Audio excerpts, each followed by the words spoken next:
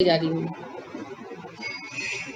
وقالو وہ کہیں گے الحمدللہ اللہ کے لیے حمد ہے، الذی وہ ذات جس نے ہدانا ہمیں ہدایت دی، لہٰذا اس کے لیے وہ کہیں گے اللہ کا شکر ہے، حمد اللہ کے لیے ہے جس نے ہمیں جنت تک پہنچنے کی ہدایت دی. ہدایت کیا ہے؟ راستہ دکھانا، منزل پر راستے پر چلانا اور منزل پر پہنچانا، کہ اللہ نے ہمیں ہر طرح سے اس قابل بنا دیا کہ ہم آج جنتی ہو گئے. وما کننا ہم اس قابل نہیں تھے لنہتدیا کہ خود ہدایت حاصل کر لیتے، لولا اگر نہ ان ہدانا اللہ اگر ہمیں ہدایت دیتا. لقد جاءت بے شک آئے رسول ربنا ہمارے رب کے بالحق کی حق لے کر، بے شک ہمارے پاس ہمارے رب کے رسول سچی بات لے کر آئے تھے. یعنی آپس میں ملیں گے تو ڈسکشنز ہوں گی تو کیا کہیں گے؟ یہ نہیں کہیں گے کہ میں نے اتنی محنت کی تو مجھے یہ مقام مل گیا، میں نے اتنے سال خلافت اچھی طرح چلائی تو مجھے مقام مل گیا، میں نے اللہ کی راہ میں شہادت پائی تو مجھے مقام مل گیا. وہ کہیں گے یہ اللہ کا فضل ہے. کیونکہ مومن کا دنیا میں بھی یہی طریقہ ہوتا ہے، جب اسے کامیابی ملتی ہے وہ کہتا ہے یہ اللہ کا فضل ہے. تو جنت میں بھی ان کے اندر یہ صفت اور بڑھ جائے گی، وہ کہیں گے یہ اللہ کا فضل ہے، ہم اللہ کے فضل سے جنت میں آئے. ونودو وہ پکارے جائیں گے ان کے تلکم یہ تمہارے لیے الجنت جنت ہے، اورثتموہا جس کے تم وارث بنا دیے گئے ہو، بما کنتم تعملون اس لیے کہ تم عمل کرتے تھے. اللہ کی طرف سے پکار کر کہا جائے گا کہ یہ جنت تمہاری ہے اور تم اس جنت کے وارث بنائے گئے ہو اس لیے کہ تم نے اچھے کام کیے. یعنی ان کی طرف سے عاجزی ظاہر کی جائے گی اور اللہ کی طرف سے قدردانی کی جائے گی. اللہ ان کو کہیں گے کہ نہیں، جب ایسی باتیں وہ کریں گے تو ان کو پکارا جائے گا، اللہ ان کی گفتگو میں شریک ہوں گے اور اللہ رب کریم ان سے کہیں گے کہ یہ تو تمہارے نیک اعمال کا بدلہ ہے، یہ تمہیں بھیک نہیں دی گئی، یہ تمہارے نیک اعمال کی وجہ سے تمہیں دی گئی. نہیں، اللہ قدردانی فرمائیں گے، اللہ کی طرف سے قدردانی ہوگی اور بندوں کی طرف سے عاجزی کا اظہار ہوگا. تو پھر مالک بھی خوش اور بندہ بھی خوش. یہ اسی طرح ہے جیسے ہمارا کوئی ملازم بہت اچھا کام کرے اور ہم اسے انعام دیں، جوڑا یا کوئی بھی چیز، اور وہ کپڑا پہن کر آئے تو ہم کہیں بھی بڑا اچھا لگ رہا ہے تو کہ آپ نے دیا تھا، تو آپ کیا کہتے ہیں؟ اچھے مالک پلٹ کر کیا کہتے ہیں کہ یہ تمہاری محنت کا پھل ہے. اور کمینے لوگ کیا کہتے ہیں؟ یہ وہی جوڑا ہے جو میں نے تمہیں دیا تھا. تو اللہ رب کریم تو سب سے بڑھ کر دینے والے ہیں اور سب سے بڑھ کر وسعت والے ہیں. ان اللہ واسع علیم. تو اللہ رب کریم ہمارے بڑے ہی قدر کرنے والے مالک ہیں. تو وہ پھر وہی فرمائیں گے جو ایک قدردان کو کہنا چاہیے کہ یہ تو تمہارے اعمال کا بدلہ ہے، تمہارے کام کا بدلہ ہے، اس لیے تمہیں دیا گیا، کوئی خیرات نہیں ہے. کیونکہ اللہ بار بار کہتے ہیں نا عزت والی روزی دیں گے، تو عزت والی روزی میں قدردانی شامل ہے. آپ ملازم کو تنخواہ دیتے ہیں، بھیک نہیں دیتے، لیکن اگر آپ ہر وقت جتاتے رہیں کہ تینوں پیسے دینے یا پھر تو انج کرنے، تین پیسے دینا پھر تو انج کرنے، تو ذلت ہے نا، پھر ملازم کام چھوڑ جاتے ہیں.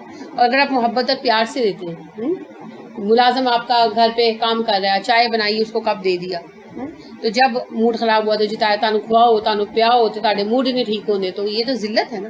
اور اگر آپ اسے محبت اور پیار سے پیش کرتے ہیں اور وہ یہ کہتا ہے کہ نہیں آپ نے کیوں میری بنائی، تو آپ کہتے ہیں کوئی بات نہیں بچے، یہ تو نصیب ہے اپنا اپنا، اپنے نصیب سے انسان کھاتا ہے وغیرہ، اس طرح کی اچھی بات کرتے ہیں، تو نتیجہ کیا نکلتا ہے؟ اس سے اپنی قدردانی کا احساس ہوتا ہے، وہ اپنے آپ کو معزز محسوس کرتا ہے. ہوتا ہے نا، یہ فرق آتا ہے نا.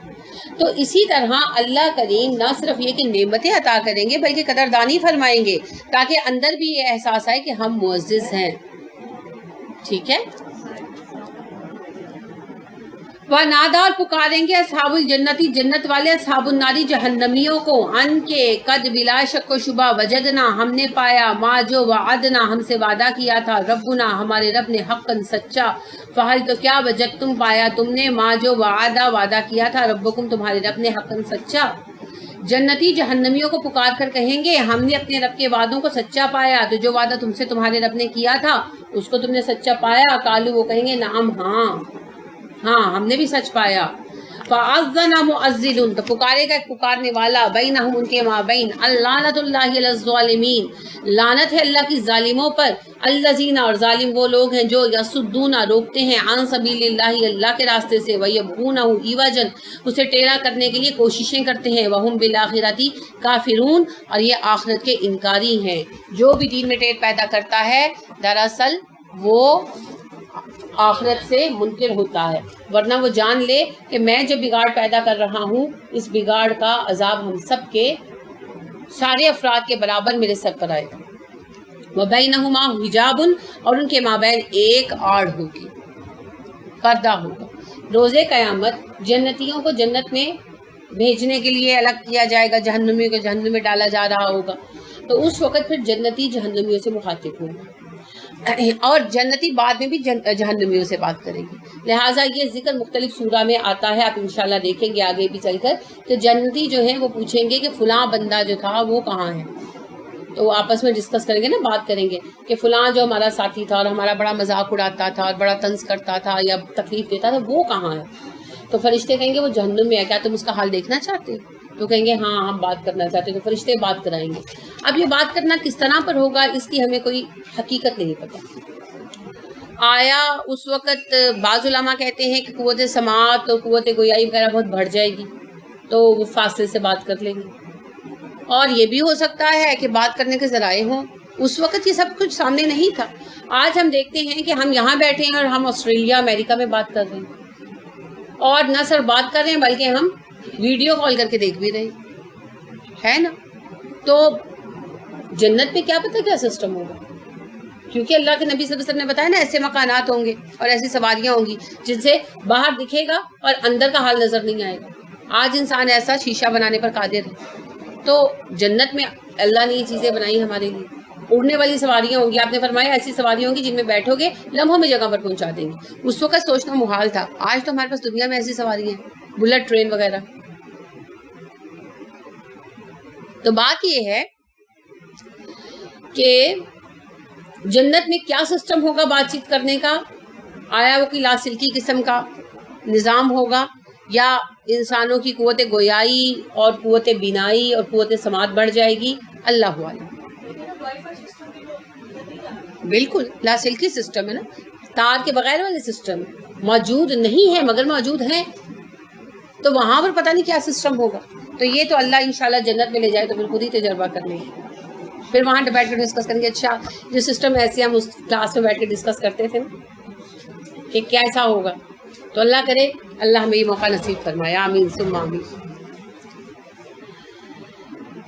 تو وہ ان سے بات کریں گے اور کہیں گے کہ تم نے اللہ کے وعدے کو حق پایا کہ نہیں، لہٰذا اللہ اور مقامات پر یعنی اس بارے میں مختلف جگہوں پر بات ہوتی ہے، تو بعض خاص اپنے ان ساتھیوں سے کہیں گے جو انہیں بہکاتے تھے، کہ ان کو کہیں گے کہ تم وہی ہو نا کہ ہمیں دنیا میں بہکاتے رہے، شکر ہے اللہ نے بچا لیا، اگر میں تمہارے بہکاوے میں آ جاتا میں بھی تمہارے ساتھ جہنم میں ہوتا۔ تو ان دونوں کے درمیان آڑ ہوگی۔ وَعَلَى الْأَعْرَافِ، اور ایک بلندی پر، آراف بلندی کے لیے کہتے ہیں، رجالن کچھ لوگ ہوں گے۔ اب یہ پھر قیامت کے دن کی طرف آ گیا۔ بیچ کا جو خطاب تھا وہ تو جنت میں جانے کے بعد کی باتیں ہیں، کہ جب جنتی سیٹل ہو جائیں گے پھر آپس میں ملیں گے جلیں گے تو باتیں کرتے نا، جب آپ عرصے بعد اپنے کسی کلیگ سے ملے تو کیا کریں گے، آپ نے باقی کلیگس کے بارے میں پوچھیں گے نا، فلانے کا پتہ ہے، فلانے کا پتہ ہے۔ تو جنتی ملیں گے نا موت کے ایک طویل عرصے کے بعد۔ جو علیین کا زمانہ گزرا وہ تو آرام میں گزر گیا، سوئے ہوئے، اب اٹھے، پھر قیامت کا زمانہ اللہ رحم فرمائے وہ گزرا، اب پل صراط سے پار ہوئے، سب امتحان ہو گیا، اب منزل پر پہنچ گئے، اب ریلیکس ہو گئے، تو اب پھر ایک دوسرے سے ملیں گے تو کیا سوال کریں گے، وہ فلانا کہاں ہے، وہ فلانا کہاں ہے، فلاں جنت میں آیا کہ نہیں۔ لہٰذا روحیں بھی جب ملتی ہیں، جب کسی نے ایک انسان کی روح لے جائی جاتی ہے، حدیث مبارکہ میں آتا ہے اور ایک سے زائد حدیث اس کو بیان کرتی ہے کہ جب کسی نے ایک انسان کی روح قبض کی جاتی ہے تو اس کے متعلقہ جو نیک افراد ہیں ان کو لایا جاتا ہے اس سے استقبال کے لیے۔ تو وہ جب ملتے ہیں تو جو پہلے مرے ہوتے ہیں وہ بعد والے سے پوچھتے ہیں کہ فلاں کا کیا حال ہے، فلاں کا کیا حال ہے، تو اس میں اگر کوئی مر گیا ہوتا ہے تو وہ کہتا ہے وہ تو مر گیا، تمہیں ملا نہیں، تو وہ کہتے ہیں نہیں وہ تو نہیں ملا، تو پھر وہ فرشتوں سے پوچھتے ہیں تو فرشتے بتاتے ہیں کہ وہ جہنم میں، وہ اس سے تمہارے ساتھ ہوں، وہ سجین میں۔ تو پھر جنت میں بھی ملیں گے تو ڈسکشن ہوگی، اچھا فلاں کا کیا ہوا، فلاں کا کیا ہوا۔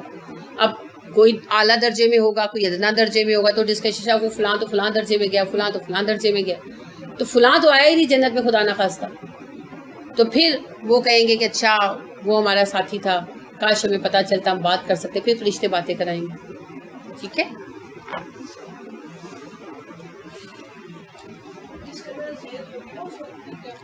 اذیت، شرمندگی، دکھ، ہر چیز۔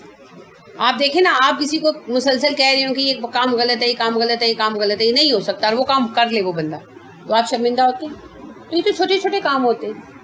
اور ایک پوری آخرت کے لیے نفع اور نقصان کی بات ہے، اور ایک بندہ مسلسل کہہ رہا ہے کہ نہیں اس میں نفع ہے نفع ہے نفع ہے، نقصان نہیں ہے، اور مرنے کے بعد پتہ چلا کہ یہی نقصان کی بات تھی، تو پھر کس قدر رنج ہوگا. وَعَلَى الْأَعْرَافِ آراف پر بلندی پر رجال کچھ لوگ ہوں گے، یعرفون وہ پہچان لیں گے، کل ہر ایک کو بسیماہم ان کے چہروں سے.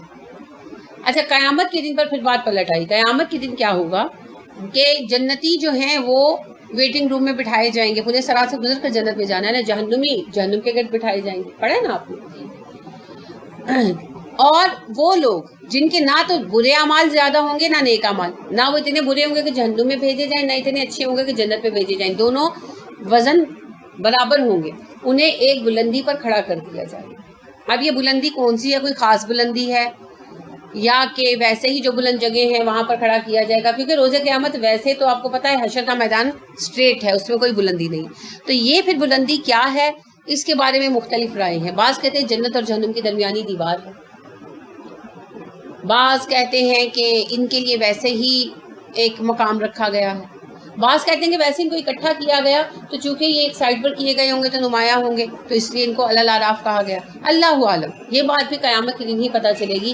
اللہ رب کریم ہمیں اہل الجنہ میں شامل کرے. تو یہ وہاں کھڑے ہوں گے اور چونکہ قدرے بلندی پر کھڑے ہوں گے تو یہ دیکھیں گے ساروں کو، تو یہ پہچانیں گے حشر کے میدان میں لوگوں کو ان کے چہروں سے. چہروں سے کیسے؟ جنتیوں کے چہرے کھلے ہوئے ہوں گے، ہے نا، ابھی حساب نہیں بھی ہوا تب بھی، اور جہنمیوں کے چہرے تاریک پڑے ہوں گے پریشانی سے. اللہ نے خود کہا ہے نا کہ وہ دن جب کچھ لوگوں کے چہرے تر و تازہ ہوں گے، کچھ کے چہرے کالے ہوں گے، خوف کی شدت سے سچ کچھ کالے ہو جائیں گے. پھر حالت آپ دیکھیں، لباس دیا گیا نہیں دیا گیا، عذاب ہو رہا ہے کہ ثواب ہو رہا ہے، حشر کا بھی تو عذاب ہے نا، تو وہ اس سے پہچان لیں گے. وَنَادَوْا أَصْحَابَ الْجَنَّةِ جنتیوں کو پکاریں گے، ان سلام علیکم کہ تم پر سلامتی ہو. جنتیوں سے کہیں گے السلام علیکم، ٹھیک ہے. لم يدخلوها نہیں داخل ہوئے ہوں گے اس میں، وہم یطمعون اور اس کی امید رکھتے ہوں گے، یعنی ابھی وہ جنتیوں میں شامل نہیں ہوئے ہوں گے اور توقع رکھتے ہوں گے کہ چونکہ ہمارے برے اعمال بھی زیادہ نہیں ہیں تو اللہ ہمیں معاف کر کے جنتیوں میں شامل کر دے. وَإِذَا صُرِفَتْ أَبْصَارُهُمْ وَإِذَا جب صُرِفَت پھریں گی أَبْصَارُهُمْ ان کی نگاہیں، تِلْكَ طرف اصحاب الناری جہنمیوں کے، قالو کہیں گے ربنا اے ہمارے رب لا تجعلنا نہ کرنا ہم کو شامل مع القوم الظالمین ظالموں کے ساتھ. جب ان کی نظریں جہنمیوں کی طرف پھریں گی تو کہیں گے اے ہمارے رب ہمیں جہنمیوں میں شامل نہ کرنا. یعنی وہ بلندی پر کھڑے ہوں گے نا، کبھی ادھر دیکھیں گے کبھی ادھر دیکھیں گے. انتظار میں کیا ہوتا ہے؟ بے چینی، ادھر دیکھتے ہیں ادھر دیکھتے ہیں. ان کی بھی یہی کیفیت ہوگی. جنتیوں کو دیکھیں گے خوش ہوں گے، انہیں دعائیں دیں گے اور دعائیں خود بھی مانگے گی کہ اللہ ہمیں جنتیوں میں شامل کرنا، اور جہنمیوں پر نظر پڑے گی تو ان پر لعنتیں بھیجیں گے اور اللہ سے دعا کریں گے اللہ ہمیں ان میں شامل نہ کرنا. وَنَادَا أَصْحَابُ الْأَعْرَافِ اصحاب الاعراف پکاریں گے رجالن کچھ لوگوں کو، یعرفونہم پہچان لیں گے وہ بسیماہم ان کے چہروں سے. یعنی جو بڑے بڑے جہنمی ہیں سردار قسم کے جیسے ابو جہل ابو لہب وغیرہ، وہ پہچان لیے جائیں گے اپنی عذاب کی شدت وغیرہ کی وجہ سے، تو وہ ان کو پہچانیں گے، پکاریں گے. کالو پھر کہیں گے ما اغنا نہیں کام آیا، عنکم تمہارے، جمعکم تمہارا جتھا گروہ، وما جو کچھ کنتم تھے تم تستکبرون تکبر کرتے. اور ان سے کہیں گے کہ آج نہ تمہارا جتھا تمہارے کام آیا اور نہ وہ سارا سامان جس پر تم تکبر کیا کرتے، کہ تمہارا مال اور تمہارے افراد تمہارے کام نہیں آئے. آہا اولائی کیا یہی نہیں ہے وہ، الذین جن کو اقسمتم تم قسمیں کھاتے تھے، لا ینالہم نہیں پہنچے گی ان کو، اللہ کی بھی رحمت رحمت. وہ جنتیوں کے بارے میں ان سے سوال کریں گے کہ یہ وہی لوگ نہیں ہیں جن کے بارے میں تم قسمیں کھا کھا کر کہتے تھے انہیں اللہ کی رحمت نہیں پہنچ سکتی. جیسے فقراء صحابہ، اب اگر ابو جہل ان کو نظر آتا ہے، ابو لہب نظر آتا ہے، اور اپوزٹ کون ہوں گے؟ حضرت بلال رضی اللہ عنہ، حضرت عمار، ان کے بیٹے، ان کی بیوی سمیہ. تو وہ کہیں گے کہ عمار کی والدہ سمیہ اور ان کے والد یاسر، تو وہ کہیں گے کہ یہ وہی لوگ ہیں نا جن کے بارے میں تم قسمیں کھا کر کہتے تھے کہ ان کو فائدہ کوئی نہیں ملنے والا، ان پر اللہ کی رحمت کیسے آ سکتی ہے. یہ کہتے تھے نا کہ ہم سردار ہیں، اگر اس میں خیر ہوتی تو اللہ ہمیں چنتا. یہ بھکاری رہ گئے تھے، بھک منگے رہ گئے تھے، فقیر رہ گئے تھے اللہ کے فضل کے لیے. تو کہیں گے یہ دیکھو آج وہ جنتوں میں کھڑے ہیں، انہی کے بارے میں تم قسمیں کھا کھا کر کہتے تھے نا کہ ان کو اللہ کی رحمت نہیں مل سکتی. اب بتاؤ. ادخلوا داخل ہو جاؤ الجنت جنت میں لا خوف علیکم ولا انتم تحزنون نہ تمہیں کوئی ڈر ہے نہ تم آج دکھی ہو. یعنی وہ اصحاب الاعراف کہہ رہے ہیں جہنمیوں سے کہ جن کا تم مذاق اڑاتے تھے آج تو انہیں کہا گیا جنتوں میں چلے جاؤ, تمہیں نہ دکھ ہے نہ غم ہے, تم ہمیشہ خوش رہو گے. ان کے بارے میں تو تم ہمیں قسمیاں کہا کرتے تھے کہ یہ جنت میں نہیں جانے والا, انہیں کچھ نہیں ملنے والا. وَنَادَى أَصْحَابُ النَّارِ پکاریں گے جہنمی اصحاب الجنت جنت میں. اب پھر موضوع قیامت سے جنت کی طرف مڑ گیا. ان افیزو کیا تم ڈالو گے پلٹاؤ گے. فیض کیا ہوتا ہے؟ فیض کا لفظ آپ اردو میں استعمال کرتے ہیں, شاعر بھی ہیں فیض احمد فیض. تو فیض کیا ہوتا ہے؟ کسی کو پلٹا کر دینا, جو ہمیں ملا ہے اس کو واپس لوگوں کی طرف لوٹانا. ان افیزو کیا تم ڈالو گے پلٹاؤ گے علینا ہم پر من المائی تھوڑا سا پانی, او یا پھر مما کچھ کھانا, رزقکم اللہ جو تمہیں اللہ نے دیا ہے. جہنمی جنتیوں سے درخواست کریں گے. آپ کس طرح درخواست کریں گے؟ اسی طرح جس طرح جنتی جہنمیوں سے بات کریں گے. اب وہ میڈیم کیا ہوگا یہ جب وقت آئے گا تب پتہ چلے گا. لہٰذا اللہ رب کریم کہتے ہیں کہ جہنمی جنتیوں سے درخواست کریں گے کہ ہمیں تھوڑا سا پانی پلا دو, یا ہمیں کھانے کے لیے کچھ تھوڑا سا دے دو جو اللہ نے تمہیں دیا. قالو وہ کہیں گے ان اللہ حرمہم علی الکافرین, وہ کہیں گے جواب میں جنتی اللہ نے کافروں پر یہ دونوں چیزیں حرام کر دی. آپ نے ابھی پڑھا ہے نا کل کہ دنیا مومنوں کے لیے ہے اور آخرت صرف مومنوں کے لیے. لہٰذا رسول اکرم صلی اللہ علیہ وسلم نے فرمایا اگر اللہ کو دنیا کی پرواہ مچھر کے پر کے برابر بھی ہوتی تو اللہ کافروں پر دنیا میں کھانا اور پانی بھی حرام کر دیتے. اسی طرح ایک اور حدیث میں یہ جو دنیا کی حقارت کی گئی ہے نا وہ جنت کے مقابلے میں اس کی حیثیت بیان کی گئی ہے. یہ نہیں کہا گیا کہ دنیا حقیر ہے تو حاصل نہ کرو. اگر دنیا حاصل نہیں کریں گے تو اللہ کا دین کیسے نافذ کریں گے؟ اپیلیں کر کے. آج ہم اتنے کمزور ہیں کہ ہم رسول اکرم صلی اللہ علیہ وآلہ وسلم کی یعنی عصمت کی حفاظت نہیں کر سکتے, آپ کے وقار کی حفاظت نہیں کر سکتے. یعنی آپ دیکھیں کہ بلا شک و شبہ مسلمانوں کے رولا ڈالنے کی وجہ سے خاکی رکوا دیے. وہ کمپٹیشن اناؤنس ہوا تھا نا, ڈرا محمد کمپٹیشن تھا, ڈرا محمد کارٹون معاذ اللہ. بہرحال تو وہ رکوا دیا گیا نا, تو اس نے اعلان کیا نیدرلینڈ کے سیاستدان نے, اس نے کہا کہ ہم یہ کمپٹیشن منسوخ کر رہے ہیں اس لیے کہ ہمیں یہ خوف ہے کہ بم دھماکے نہ کیے جائیں اور ٹیررزم نہ شروع ہو جائے. یعنی اس نے یہ نہیں مانا کہ میں غلط ہوں, یہ نہیں مانا. اگر کسی عورت کا مذاق اڑایا جائے تو اسے ڈسکریمنیشن کہا جاتا ہے.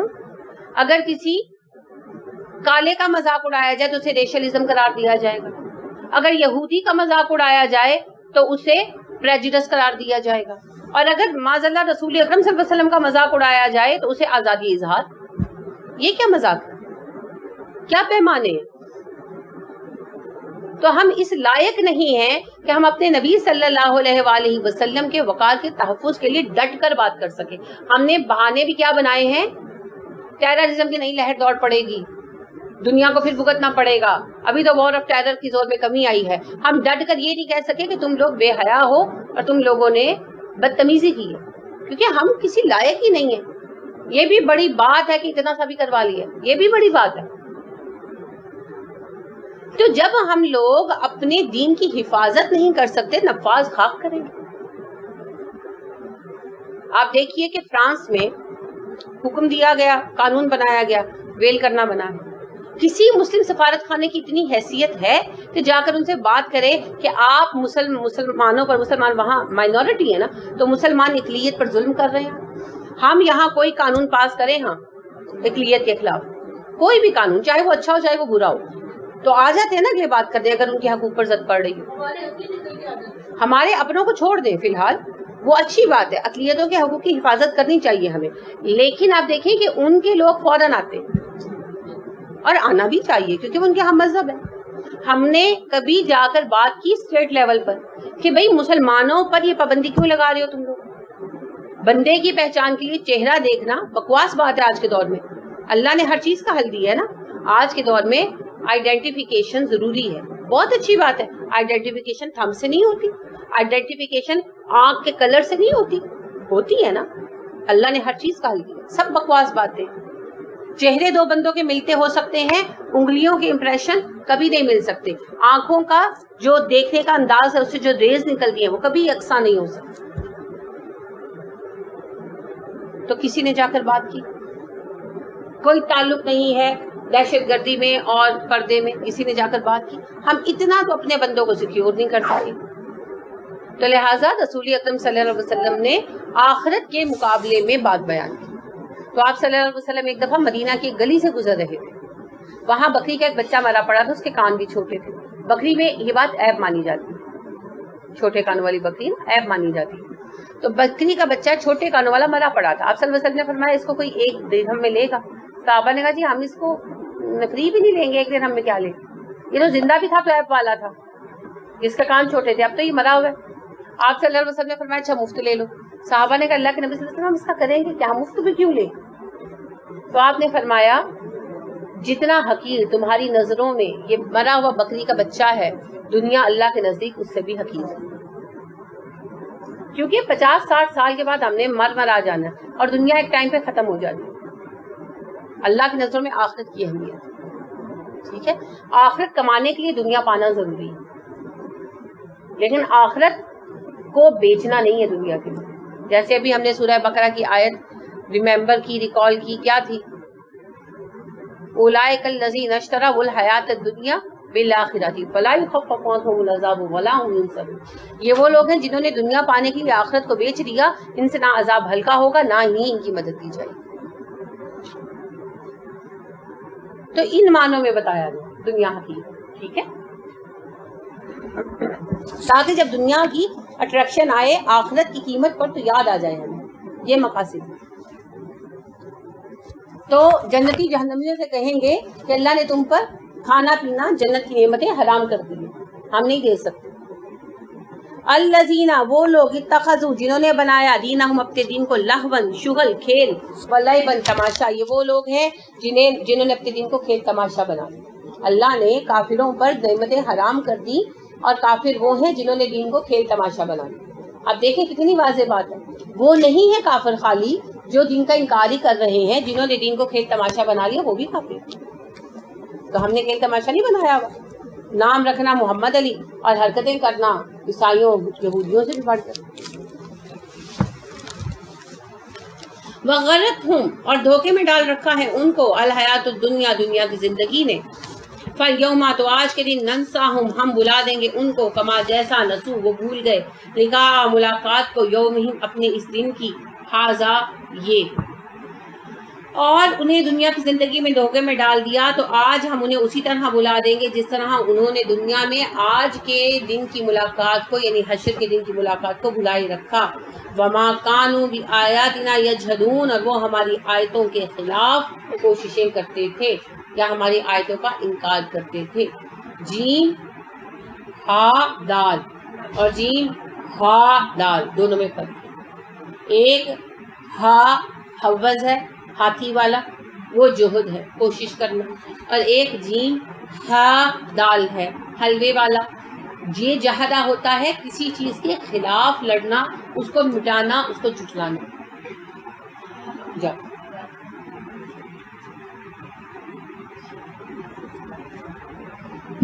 تو وما کانوا بآیاتنا یجحدون وہ ہماری آیتوں کا انکار کرتے تھے، ان کے خلاف ان کو مٹانے جھکانے کی کوششیں کرتے تھے۔ تو اللہ نے فرمایا کہ دنیا کی زندگی نے انہیں دھوکے میں مبتلا کر دیا اس لیے کہ انہوں نے آخرت کا انکار کیا اور انہیں یقین نہیں تھا، وہ بھولے ہوئے تھے کہ ایک دن میرے حضور آ کر مجھے جواب بھی دینا، اور اسی لیے انہوں نے ہماری آیتوں کا مقابلہ کیا اور ان کو جھٹلا دیا۔ تو ان کا پھر بدلہ کیا ہے؟ جہنم۔ وَلَقَدْ بلا شک و شبہ جِئْنَاهُمْ ہم لائے ہیں ان کے پاس بھی کتاب نیک کتاب فصلناہ کھول کر بیان کر دیا ہم نے اس کو علی علم علم کی بنا پر ہدن جو ہدایت ہے ورحمتن اور رحمت ہے لقوم یؤمنون ایمان والوں کے لیے۔ بے شک ہم تو ان کے پاس ایک کتاب لے آئے جس میں ہر چیز کو کھول کر بیان کر دیا گیا ہے علم کے ذریعے۔ یہ کتاب ہدایت اور رحمت ہے ایمان والوں کے لیے، یعنی قرآن میں ہر چیز کو واضح بیان کیا گیا۔ کون سی ہر چیز؟ ہدایت سے متعلق ہر چیز. یہ سائنس کی کتاب نہیں ہے, فکشن کی کتاب نہیں ہے, یہ ہدایت کی کتاب ہے. تو ہدایت سے متعلق ہر چیز اس میں واضح طور پر بیان کر دی گئی. اور یہ مومنوں کے لیے ہدایت اور رحمت ہے. ایک تو پتہ ہی آپ کو مانا, دوسرا مومنوں کی زندگی کو تبدیل کر دیتی ہے کہ نہیں. قرآن زندگی میں بدلاؤ لاتی ہے نا, تو لہٰذا یہ زندگی کو بدل دیتی ہے, ہدایت کے راستے پر لے آتی ہے, اور اسی معنی میں مومنوں کی رحمت ہے. چلیے آج کے متعلق کوئی سوال؟ کوئی سوال نہیں ہے. چلیے یہ بھی اچھی بات ہے. کل انشاءاللہ یہیں سے بات شروع کریں گے. جی میں نے آپ کو ایک حدیث سنائی تھی. رسول اکرم صلی اللہ علیہ وسلم نے اللہ کو خواب میں دیکھا, اور اللہ کریم نے آپ صلی اللہ علیہ وسلم سے سوال کیا کہ محمد ملائے اعلیٰ کیا بات کر رہے ہیں. آپ صلی اللہ علیہ وآلہ وسلم نے کہا میں نہیں جانتا. اللہ رب کریم نے 3 بار پوچھا, اور پھر آپ کے سینے پر ہاتھ رکھا. آپ نے فرمایا میں نے اللہ کے ہاتھ کی ٹھنڈک اپنے سینے پر محسوس کی, اور میں نے وہ سب جان لیا جو اللہ پوچھ رہے تھے. پھر اللہ نے پوچھا محمد ملائے اعلیٰ کس بارے میں بات کر رہے ہیں؟ تو آپ نے فرمایا کس بارے میں بات کر رہے ہیں؟ کفارے کے بارے میں اور درجات کی بلندی کے بارے میں. ٹھیک. تو پھر اللہ نے پوچھا کفارے کیا ہے, اور آپ نے بتایا. جی ہاتھ اٹھائیں. راہیلہ آپ کو کیوں نہیں پتا؟ آئی نہیں. جو سوتا ہے وہ کھوتا ہے. چھٹیاں کم کریں. جی نسرین آپ بتائیں.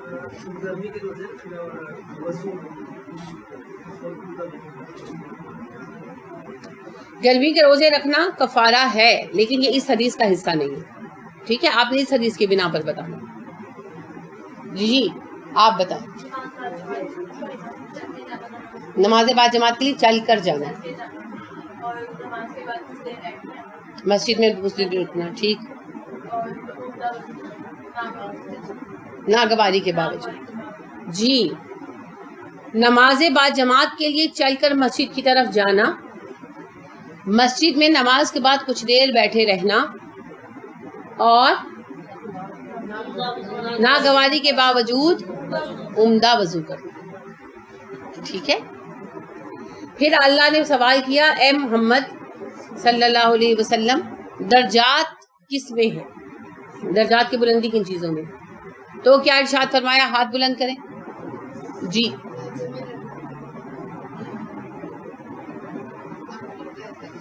مجھے کیا پتا. جی حفصہ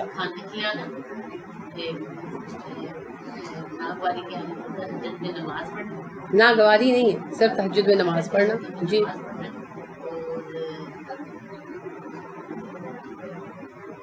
جی عائشہ تینوں بتائیں. نرمی, کلام میں نرمی نہیں, نرمی رفق, ہر چیز میں نرمی. ٹھیک ہے, اس کو کلام کے ساتھ مخصوص نہیں کرنا. ہاں کلام میں نرمی زیادہ تر ہوتی ہے, لیکن رفق نرمی, معاملات میں نرمی رکھنا. کیونکہ رسول اکرم صلی اللہ علیہ وسلم ایک اور حدیث میں فرماتے, علیحدہ حدیث ہے, آپ اس میں ارشاد فرماتے ہیں کہ جیسا تم اپنے سب آرڈینیٹس کے ساتھ معاملہ کرتے ہو, اپنے زیر حکم افراد سے معاملہ کرتے ہو, قیامت کے دن اللہ تم سے ویسے ہی معاملہ کرے گا. ٹھیک ہے. تو ایک صحابی نے پوچھا میں اپنے غلام کو کتنی دفعہ معاف کروں دن میں؟ آپ نے فرمایا 70 مرتبہ. تو نرمی ہر چیز میں چاہیے. سوچ میں بھی نرمی ہونی چاہیے, انتہا پسند نہیں ہونا چاہیے. میں نے یہ صفحہ ہی پھاڑ دیا ہے, نہیں, غلط سوچ ہی غلط ہے. نرم مزاج لوگ کیا کرتے ہیں, مٹا دیتے ہیں, پھاڑتے نہیں, ہے نا. تو مزاج میں نرمی, رویے میں نرمی, جس کا ایک حصہ ہے کلام میں نرمی. کیونکہ حدیث میں صرف آیا الرفق, نرمی. تو 3 چیزیں ہیں, کیا؟ کھانا کھلانا, جب لوگ سو رہے ہوں اٹھ کر نماز پڑھنا یعنی تہجد پڑھنا, اور الرفق, اور یہ میرا خیال ہے سب سے مشکل ہے الرفق, کیونکہ بظاہر لگتا ہے کہ سختی میں فائدہ ہے نہیں.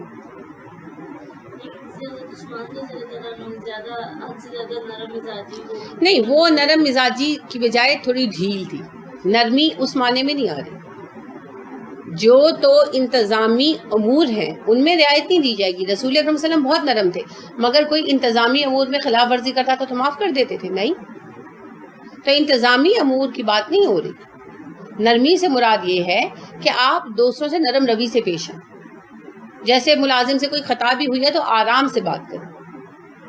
پھر اگر آپ بار بار دیکھتے ہیں کہ وہ دہرائے جا رہا ہے تو پھر ٹھیک ہے, پھر آگے سزا بھی ہے, سب کچھ ہے, مگر عمومی طور پر نرمی سے پیش آئیں.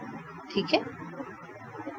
ڈھیل دینا افراد کو, جیسے نرمی یہ نہیں ہے کہ ٹیررسٹوں کو چھوڑ دیا جائے, یہ نرمی نہیں ہے, یہ تو قوم پر ظلم ہے.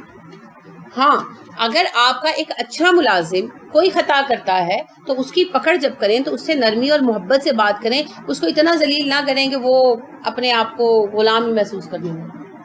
فرق ہے نا, چیزوں میں فرق ہے. نرمی سے پیش آنا اور بات ہے اور ڈھیل دینا اور بات ہے. جی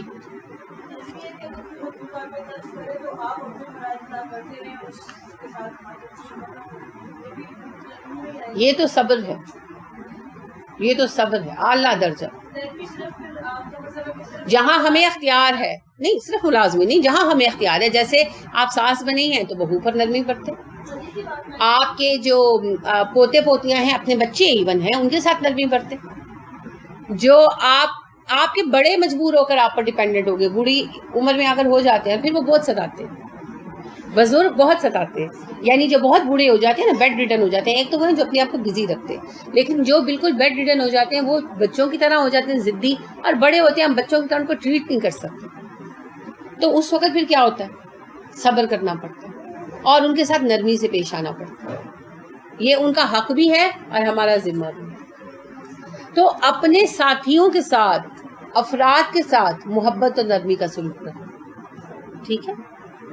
یہ بعض اوقات وہی بات ہے, بڑوں کے ساتھ بھی ہو سکتا ہے, اپنی سگی اولادوں کے ساتھ بھی ہو سکتا ہے. پھر اللہ کریم نے آپ صلی اللہ علیہ وسلم کو ایک دعا سکھائی, جو آپ صلی اللہ علیہ وسلم نے ہمیں سکھائی. بڑی خوبصورت دعا ہے, اس کی میں آپ کو فوٹو کاپیز بھی دے دوں گی. یہ اتنی ڈم تھی کہ میں نے پھر اس سے فوٹو کاپی کرانا مناسب نہیں سمجھا. آج انشاءاللہ میں اس کی یعنی کاپی کر کے پھر اس کو کراؤں گی. پہلے بھی ایسے کیا تھا مگر پتہ نہیں مجھے اپنے اسٹاک میں اس کی فوٹو کاپی ملی نہیں, شاید ختم ہو گئی ہوگی. اللہم, اے اللہ, انی, بے شک میں, اسألوکا, تجھ سے سوال کرتا ہوں. اللہم انی اسألوکا, اے اللہ میں آپ سے سوال کرتا ہوں, فیل الخیراتی, نیکی کے کاموں کا.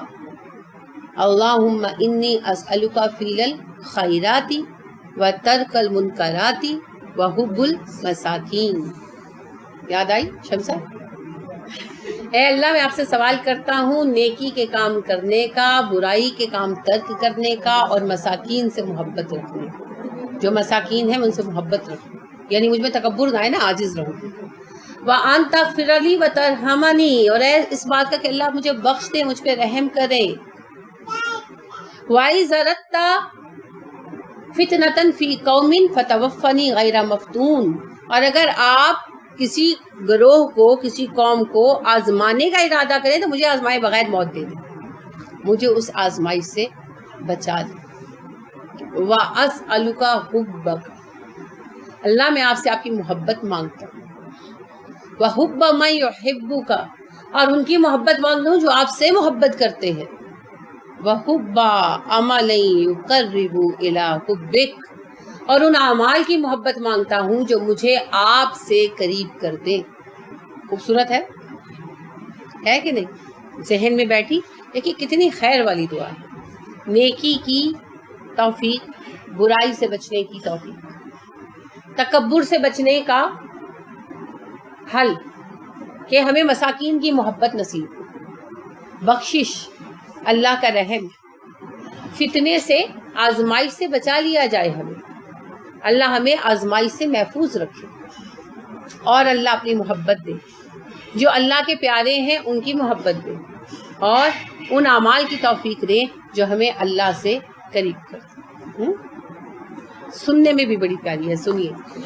اللہم انی اسألوک فیل الخیراتی و ترک المنکراتی و حب المساکین وَأَن تَغْفِرَ لِي وَتَرْحَمَنِي وَإِذْ أَرَدْتَ فِتْنَةً فِي قَوْمٍ فَتَوَفَّنِي غَيْرَ مَفْتُونٍ وَأَسْأَلُكَ حُبَّكَ وَحُبَّ مَن يُحِبُّكَ وَحُبَّ عَمَلٍ يُقَرِّبُ إِلَى حُبِّكَ.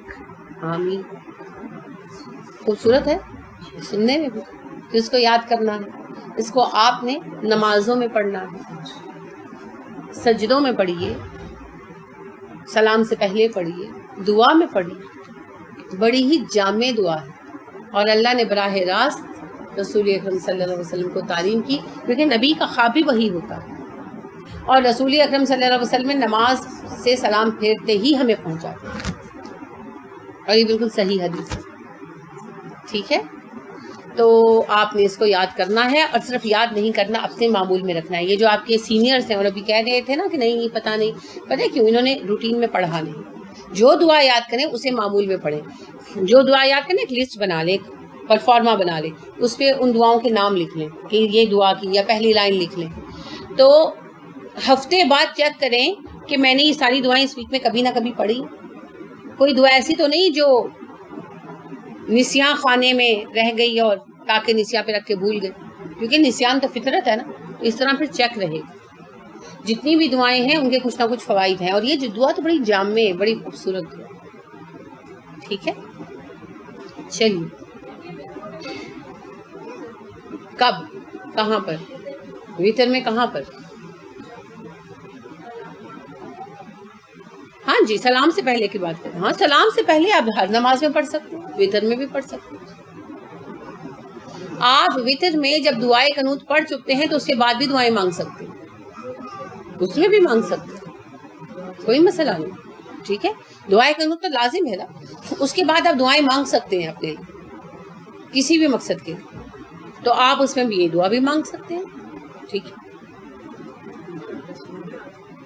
سبحانک اللہم و بحمدک ونشہد ان لا الہ الا انت ونستغفرک ونتوب الیک. السلام علیکم ورحمۃ اللہ وبرکاتہ.